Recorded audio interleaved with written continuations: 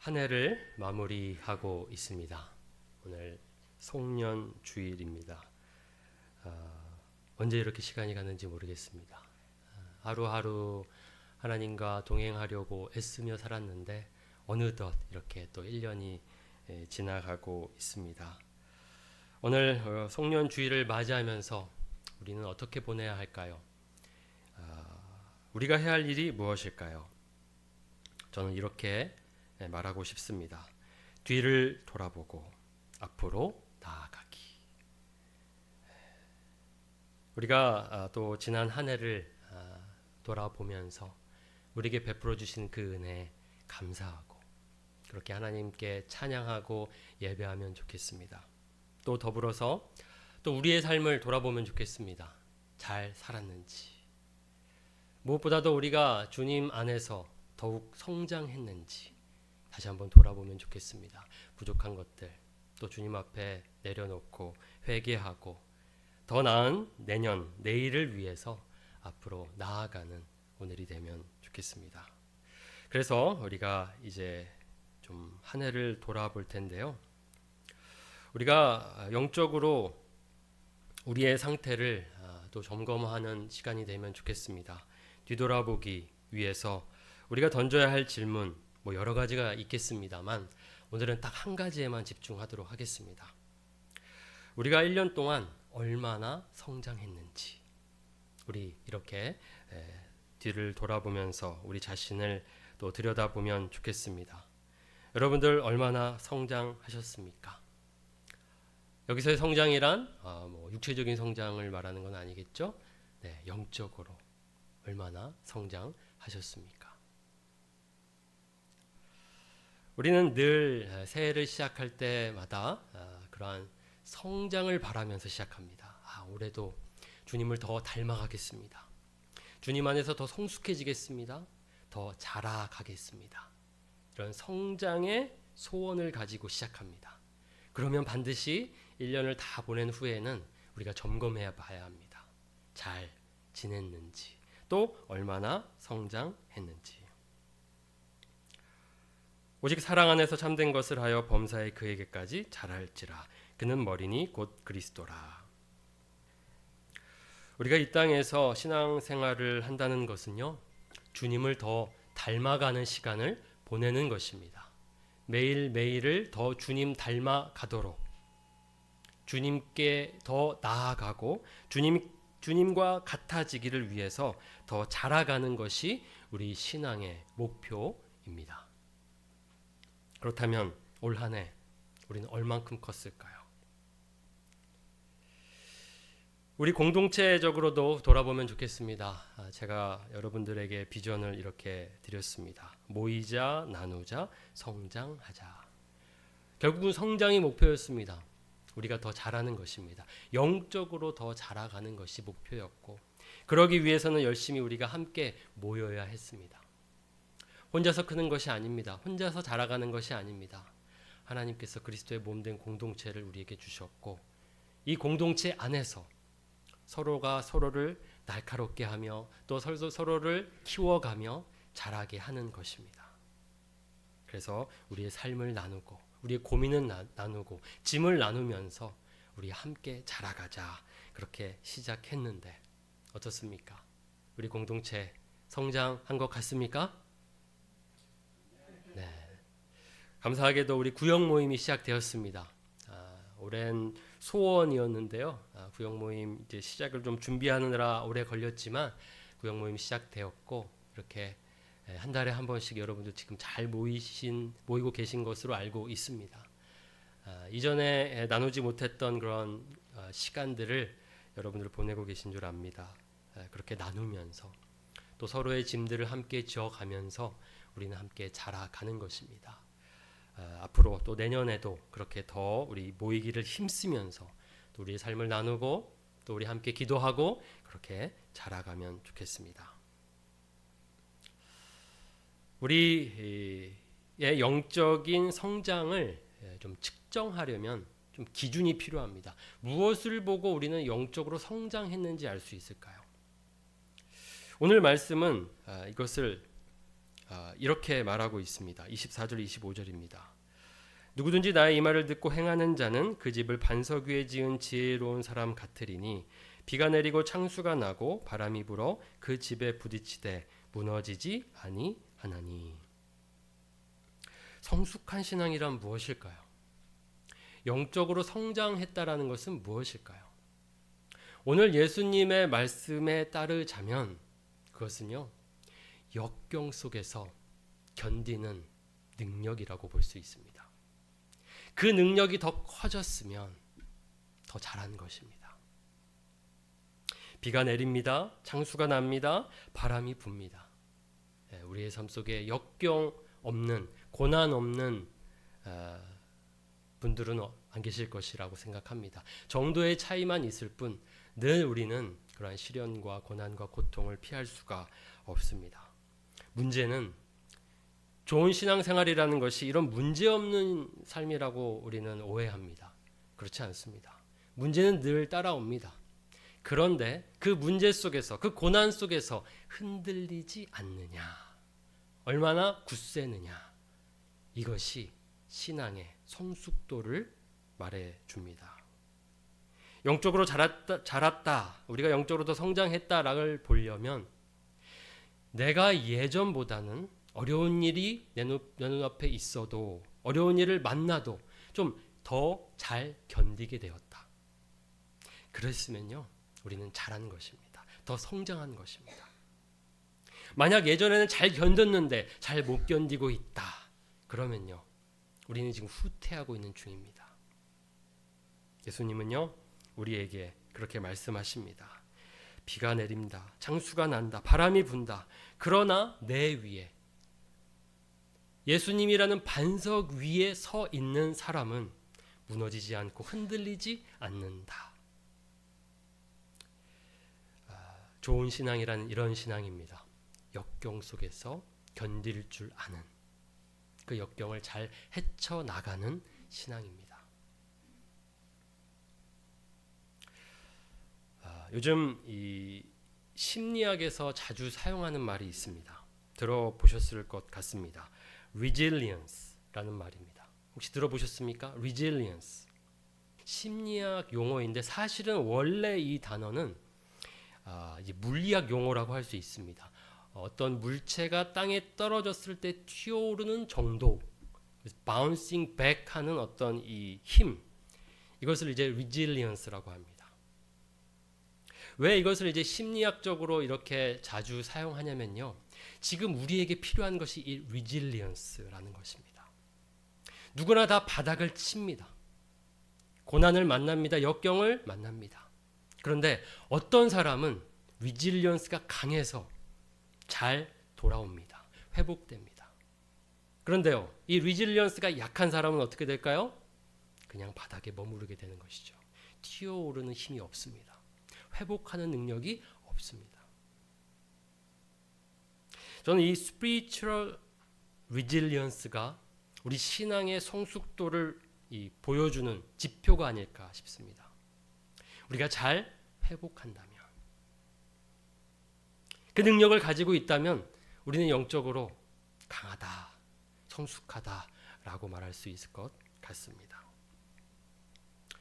이것을 한국에서는 어떻게 번역할까? resilience. 어떻게 번역했냐면 회복 탄력성이라고 번역했습니다.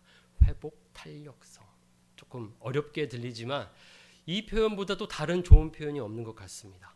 회복하는 능력, 다시 돌아오는 능력, 역경 속에도 다시 일어서는 능력, 힘, 그것을 resilience라고 합니다. 회복 탄력성이라고 하는데요, 이 회복 탄력성이라는 말을 처음으로 사용한 이 교수님이 계십니다. 김주환 교수님이 이 회복 탄력성이라는 책에서 이렇게 이 단어를 정의하고 있습니다. 회복 탄력성은 자신에게 닥치는 온갖 역경과 어려움을 오히려 도약의 발판으로 삼는 힘이다. 떨어져 본 사람만이 어디로 올라가야 하는지 그 방향을 알고 추락해 본 사람만이 다시 튀어 올라가야 할 필요성을 절감하듯이 바닥을 쳐본 사람만이 더욱 높게 날아오를 힘을 갖게 된다. 그러한 힘을 학자들은 회복 탄력성이라 부른다. 네, 이것이 바로 리질리언스입니다. 우리가 특별히 이러한 이 단어를 주목하게 된 것은, 이것이 이렇게 좀 부각이 된 것은 코로나 시기를 지나면서였습니다. 바닥을 쳤습니다. 그렇죠? 우리 모두에게는 개인적으로나 공동체적으로나 바닥을 치는 시기였습니다. 그런데 어떤 사람은, 어떤 공동체는 코로나가 끝난 후에 잘 돌아왔습니다. 그런데요, 어떤 사람들은 이 회복 탄력성이 약해서 계속 이 침체 가운데에 빠져 있었습니다. 어디서 그 차이가 오는가? 이것을 연구하다 보니까 우리가 어떻게 하면 이 회복 탄력성을 기를 수 있을까라고 생각하면서 이것이 연구되고 지금 이렇게 또 주목받고 있습니다. 이 리질리언스. 오늘 저와 여러분에게 필요한 것입니다. 오늘 우리가 한 해를 돌아보면서 내가 살아오면서 참 많은 어려움들을 겪었지만 올해는 또 어려움들이 있었지만 좀 잘 견딘 것 같다. 그 정도가 좀 괜찮은 것 같다 싶으시다면 여러분이 조금 더 잘하신 것입니다. 성장하신 것입니다. 우리는 이렇게 영적인 회복 탄력성을 가져야 합니다. 더 길러야 합니다. 왜냐하면 올해도 여러분들 돌아보시면 각자 개인의 삶 속에서 어려움들이 있었을 것입니다. 혹 지금 겪고 계실 수도 있으십니다. 내년에는요, 없다고 장담할 수가 없습니다. 늘 다시 만나게 되고요. 또 새로운 문제를 만납니다. 개인적으로 여러 가지 일들이 떠오릅니다. 그렇게 많은 일들이 있었지만 또 지나고 보니까 또 하나님께서 잘 견디게 하셨구나. 하나님 더 붙들었구나. 하나님과 함께 지나왔구나 라는 생각이 들면서 감사하게 되었습니다. 여러분들도 한번 돌아보시기 바랍니다. 그리고 바라기는 매년 매일매일 이 회복 탄력성이 더 길러지시기를 바랍니다.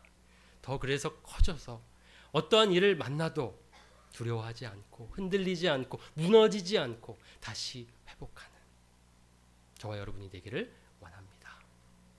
이 리질리언스를 올 한 해 이렇게 한 뉴스로 좀 제가 소개해 드리면 이런 예가 있을 것 같습니다. 캐대현 아십니까? 네, 아주 유명하죠. 이번 올해 이 영화 중에 또 아주 히트한 영화 중에 하나인데요. 이제 만화 애니메이션이죠. K-팝 데몬 헌터스라는 이 애니메이션이 정말 초대박을 쳤습니다. 정말 이 글로벌 히트를 쳤는데요. 그 가운데에 또 노래가 또 히트를 쳐서요. 굉장히 화제가 되었습니다. 골든이라는 노래인데 여기에 이제 화제가 된 인물이 있습니다. 바로 이 이재라는 여성인데요. 이 여성이 화제가 된 이유가 있는데요. 그 이야기가 또 사람들에게 감동을 주었습니다. 이 이재라는 이 사람은 사실 이 SM 엔터테인먼트 이 회사의 연습생이었습니다. 12살 때부터 해서 거의 10년 가까이 연습생으로 지냈는데 결과는 데뷔를 하지 못했습니다. 10년을 기다렸는데 데뷔하지 못했습니다. 그런데요, 포기하지 않고 이 음악을 포기하지 않고 살아오면서 결국에는 이제 작곡가의 길을 걷게 됩니다. 그러다가 이 애니메이션을 만나게 되었고 또 이 주제가를 부르게 되었고 작곡하게 되었고 부르게 되면서 이제 전 세계의 사람들에게 주목을 받게 되었습니다. 그래서 이 이재라는 사람의 이 스토리가 이 리질리언스의 또 하나의 사례가 아닐까 싶습니다. 분명히 바닥이었을 것입니다. 연습생에게 데뷔하지 못했다는 것은 절망적인 일이었을 것입니다. 그러나요, 무너지지 않았습니다. 버티고 또 그 가운데의 음악을 포기하지 않고 자신의 길을 꿋꿋하게 견디며 걸어왔더니 이렇게 또 빛을 보게 되었습니다. 좋은 이 리질리언스를 또 보여주는 사례가 아닐까 싶습니다. 세상 사람들에게도 이 리질리언스를 볼 수 있는데요. 정말 우리 신앙을 가진 우리 그리스도인들에게는요. 이 리질리언스를 우리가 보여줘야 합니다. 마땅히 우리가 가지고 있어야 합니다. 세상 사람들은 자신의 꿈을 붙들고 그렇게 발버둥 치면서 버텼다면 우리에게는 영원한 소망이 계십니다. 우리의 힘이 되신 분이 계십니다. 예수님이십니다. 그 예수님 안에 우리가 살고 있고 예수님을 의지하고 살고 있다면 그 누구보다도 우리는 이 레질리언스라는 이 능력을 이미 가지고 있다라고 볼 수 있습니다. 그래서 오늘 예수님께서는 두 종류의 집을 통해서 이 비유를 통해서 우리에게 이러한 두 종류의 삶이 있다고 말씀하십니다. 한 집은요 반석 위에 지은 집입니다. 그리고 또 다른 한 집은 모래 위에 지은 집입니다. 우리가 반석 위에 지은 집을 지으면 어떻게 되겠습니까? 비가 와도 바람이 불어도 무너지지 않습니다. 그런데 모래 위에 집을 지으면요 비가 오면 또 파도가 다가오면 휩쓸려 사라지게 됩니다. 무너지게 됩니다. 두 종류의 집으로 두 종류의 삶이 있다라고 말씀하십니다. 그렇다면 우리는 어떻게 반석 위에 집을 지을 수 있을까요? 우리의 삶을 반석 위에 세울 수 있을까요? 그것을 예수님께서는 나의 이 말을 듣고 행하는 자는 이라고 말씀하십니다. 예수님의 말씀 듣고 행하는 자는 마치 반석 위에 지은 집을 가리킵니다. 그래서 지혜로운 사람 같아서 어떠한 역경에도 고난을 만나도 흔들리지 않습니다. 우리는 정말 올 한 해 이렇게 반석 위에 지은 집과 같은 삶을 살았습니까? 한번 돌아봅시다. 그리고 내년을 생각할 때에 우리가 더 든든해지기를, 역경에도 무너지지 않기를 바라면서 은혜를 구하면 좋겠습니다. 반석 위에 지은 집은 비가 내리고 창수가 나고 바람이 불어도 그 집에 부딪히되 무너지지 않습니다. 왜냐하면 그 기초가 반석 위에 있기 때문입니다. 우리가 건축에 대해서 잘 알지 못해도 기초 공사가 중요하다는 것은 다 잘 알고 있습니다. 그리고 어떤 땅 위에 우리가 집을 지어야 되는지 잘 알고 있습니다. 우리는 반석 위에, 단단한 이 반석 위에 집을 지어야 합니다. 반석이 누구입니까? 예수님이십니다. 예수님의 집을 지어야 합니다. 우리의 삶을 세워가야 합니다. 그것을 예수님께서는 나의 이 말을 듣고 행하는 자는 이라고 말씀하십니다. 결국 우리에게 필요한 것은 우리가 또 더 이 resilience, spiritual resilience를 더 기르기 위해서는, 영적 회복 탄력성을 기르기 위해서는 오늘 예수님의 말씀대로 하면 됩니다. 듣는 것입니다. 그리고 행하는 것입니다. 그리고 마지막은 소속하는 것, 속하는 것입니다. 이 세 가지로 오늘 우리가 말씀을 이렇게 기억하면 좋겠습니다. 결국 우리는 예수님을 중심으로 살아가야 합니다. 죄는 반대입니다. 예수님을 중심으로 살지 않습니다. 죄는요, 자기가 중심입니다. 자기가 중심으로 살아가는 삶은 죄의 삶입니다. 하나님께서는 그런 우리들을 생명의 삶으로 옮기셨습니다. 그러면 우리는 다시는 이제 자신을 위해 살아서는 안 되는 것입니다. 예수님을 중심으로, 우리를 위하여, 우리를 사랑하사 자신을 내어주신 그 예수님을 위하여 사는 삶, 예수님을 중심에 두고 사는 삶만이 어떠한 문제를 만나도 역경 속에도 흔들리지 않습니다. 그러려면, 예수님을 중심으로 살려면 이렇게 살아야 합니다. 먼저 예수님의 말씀을 들어야 합니다. 이번에 열심히 성경 통독하신 분들이 계십니다. 그 말씀 들으려는 몸부림이었습니다. 그 가운데 하나님께서 은혜를 주십니다. 우리가 성경을 읽는다는 것, 듣는다는 것, 본다는 것은요, 그 자체로 의미 있는 것이 아닙니다. 그 시간을 통하여 우리에게 주실 하나님의 은혜를 기대하는 것입니다. 그래서 성경을 읽는다는 것이 의미가 아니라 바로 그것을 통해 받게 되는 은혜, 그것이 목표입니다. 그래서 우리는 잘 들어야 합니다. 결국 우리가 언제 회복되었습니까? 말씀을 듣고 회복되었습니다. 세상의 소리, 내 안의 소리 기울이면요, 우리는 무너집니다. 그런데요, 하나님의 말씀, 예수님의 말씀 들으면 살아납니다. 예수님의 말씀 속에서, 그 복음 속에서 우리가 회복되었습니다. 저는 이것을 삶으로 이렇게 깊이 경험한 적이 있습니다. 제가 사역을 이렇게 하면서 열심히 또 달려가다가 넘어진 적이 있습니다. 아시는 것처럼 제가 이 청년들과 함께 교회를 개척한 적이 있었는데요. 안타깝게도 2년을 그렇게 버티다가 제가 그 교회를 이렇게 좀 내려놓게 되는 때가 있었습니다. 결국은 제 뜻이기보다는 아무도 오지 않았기 때문에 문을 닫을 수밖에 없는, 교회를 닫을 수밖에 없는 그런 상황이었습니다. 그때 저에게는 참 큰 좌절을 경험했습니다. 절망이었습니다. 사역자인데 제가 필요하지 않다라는 그 상황이 도무지 받아들이기가 어려웠습니다. 그래서 굉장히 무너져 있을 때에 여러 가지 방법으로 하나님께서 저를 회복시켜 주셨는데요. 무엇보다도 말씀이었습니다.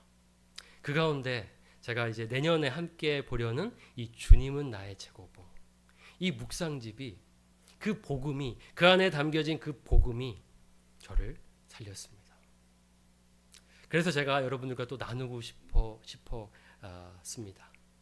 그래서 여러분들도 이 말씀 동참하시고 또 잘 들으시고 그 복음 속에서 회복을 경험하시고 이 spiritual resilience, 그것이 더 길러지기를 원합니다. 두 번째는 practice입니다. 말씀을 듣는 것으로 끝나서는 안 됩니다. 말씀대로 사는 것입니다. 오늘 예수님께서 분명하게 이 말을, 나의 말을 듣고 행하는 자, practice를 강조하십니다. 말씀을 깊이 마음에 새기고 그 말씀대로 살아가려는 것입니다. 적용하는 것입니다. 우리가 구역 모임이나 이제 소그룹 모임에서 우리 청년들도 그렇고 열심히 그 말씀을 다시 한번 이렇게 요약하고 정리하고 적용하려고 하고 있습니다. 연습하는 것입니다. 우리는 끊임없이 그렇게 말씀을 우리 삶에 실천해야 합니다. 만약 우리의 삶 속에 실제적으로 말씀에 대한 실천이 없다면 그것은 이름뿐인 신앙입니다. 그런 신앙을 우리가 이 노미널 크리스천, 명목상의 그리스도인, 이름뿐인 그리스도인이라고 부릅니다. 듣는 것도 열심히 하고요, 들은 대로 행하는 것입니다. 그 말씀 붙잡고 그 말씀대로 살아가는 것입니다. 오늘 나에게 어떠한 일들을 하라 하신다면, 하나님의 일을 나를 참여시키신다면 순종하는 것입니다. 그렇게 말씀대로 살아가다 보면 많은 문제들도 이제 작게 보이게 되고 견디게 됩니다. 그렇게 말씀 듣고 또 행하는 저 여러분이 되기를 원합니다. 마지막 세 번째는 이제 속하는 것입니다. belong. 이것은 우리가 예수님께 속하는 것이라고 할 수 있는데요. 구체적으로는 보이는 예수님의 몸이 있습니다. 무엇이죠? 보이는 예수님의 몸은 바로 교회입니다. 반드시 신앙은요, 공동체에 속해야 합니다. 그리스도의 몸에 연결되어야 합니다. 말씀 듣고 행하는 것을 개인적으로 하는 것이 이제 강조되다 보면 교회의 중요성이 점점 줄어들게 됩니다. 지금 그런 현상이 일어나고 있습니다. 그래서 교회를 안 나가는 가난한 성도들이 늘어가고 있다라고 말하고 있습니다. 그렇지 않습니다. 예수님은요, 베드로의 고백을 받으신 다음에 그 뒤에 바로 교회를 말씀하셨습니다. 내가 이 반석 위에 교회를 세우리니 음부의 권세가 이를 이기지 못하리라. 교회에 속하는 것, 그것이 곧 예수님께 속하는 것이고 예수님과 연결되는 것이고 예수님과 함께 살아가는 것입니다. 그래서 우리가 올 한 해 열심히 애썼던 것이 모이기를 애썼습니다. 내년에도 그렇게 여러분들 각자 속하신 구역에 적극적으로 참여하시고 우리 청년부 소그룹에 참여하시고 교회 모임 또 가능하면 여러분이 적극적으로 참여하시면서 주님의 말씀 들으시고 또 주님의 말씀대로 살아가시기 바랍니다. 그렇게 하실 때에 조금씩 우리의 이 영적인 이 resilience, 회복 탄력성이 더 강해질 줄 믿습니다. 그러면요, 예전보다 더 어려운 일들이 이제 더 쉽게 보여집니다. 앞으로 그렇게 살아가면 좋겠습니다. 올 한 해 우리에게 그런 은혜를 주셨다면 감사합시다. 우리 하나님께 또 그 은혜를 구하며 나아갑시다. 예수님께서 그렇게 우리를 인도하고 계십니다. 우리와 함께하고 계십니다. 멀리 보지 않았으면 좋겠습니다. 매일매일 하루만 보면 좋겠습니다. 매일 이렇게 예수님 말씀 듣고 행하고 속하고 예수님과 함께 살아가면 좋겠습니다. 그렇게 매일매일을 살아가는 저와 여러분이 되면 좋겠습니다. 우리 시간에 같이 함께 찬양하시고 또 기도하시겠습니다.